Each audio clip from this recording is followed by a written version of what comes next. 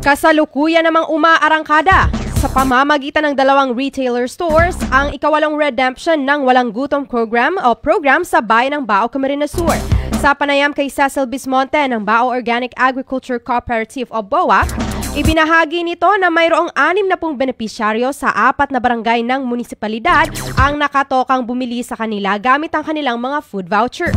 Bilang isa sa mga kooperatiba na accredited retailer ng Department of Social Welfare and Development, nagpahatid din ito ng abiso sa mga dudulog sa kanilang tanggapan. Ayon kay Bismonte, mas mainam umano na siguruhin muna ng mga walang gutong beneficiaries kung saang retailer sila naka-assign sa pamamagitan ng kanilang makukuhang text o tawag galing sa DSWD.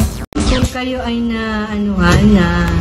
naapudan or na-textan kang DSWD for redemption, siguro may kung saan po kamo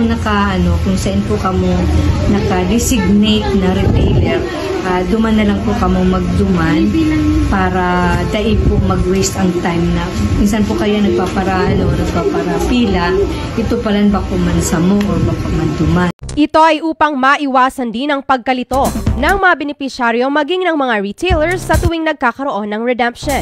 Samantala, buong araw naman umano bukas ang mga retailers para sa mga nais mag-avail ng kanilang mga pangangailangan, partikular na ng pagkain, basta't dalhin lamang umano ang kanilang mga EBT cards.